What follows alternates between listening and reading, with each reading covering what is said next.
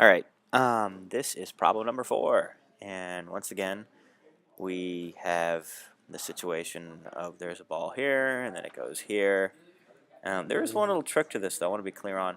We're going to fire this thing at an initial speed of 8 meters per second, and now, no one actually throws a ball from the ground itself, and this is something we do in physics. We're actually going to say that the initial height is 0, in fact. So when we say how high does it go, what we really mean is how high is it relative to the throwing height, but we never say that. So I know that's kind of annoying, but that's how we do it.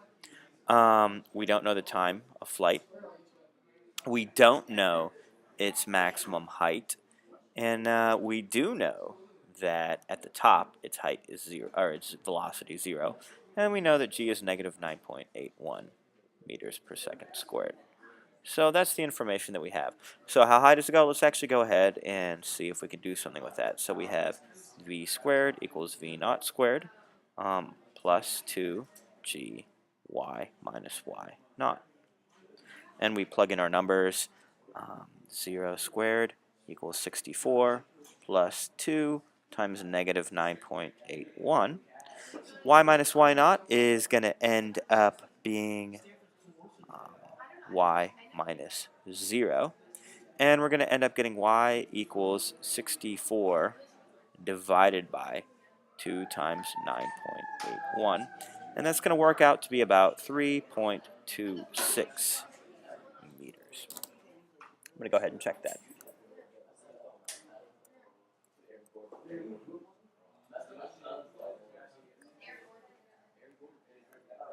Now, for part B, how long was it in the air? Let's get the time it takes to actually reach this height. So we're going to have v equals gt plus v naught. So that's going to be 0 equals negative 9.81 times the time, which is unknown, plus 8. And when we actually get this time, that's going to be 8 divided by 9.81. And that actually works out to 0.815 seconds. Now this is just the time to go up. We want the total time, which means we actually have to double it to get the time up and down, and that actually works out to 1.63 seconds. By the way, let's actually prove that we double it. Let's do the time down. Well, to get the time down, we're going to actually have v final is going to be negative 8 because it returns at the same speed. Negative 8 equals negative 9.81 times t plus 0. And when we solve, we're going to get t equals 0.815 down. So we actually add these two, which is the same as doubling it, 1.63. So that's question number 4, and we'll take a look at number 5 in the next video.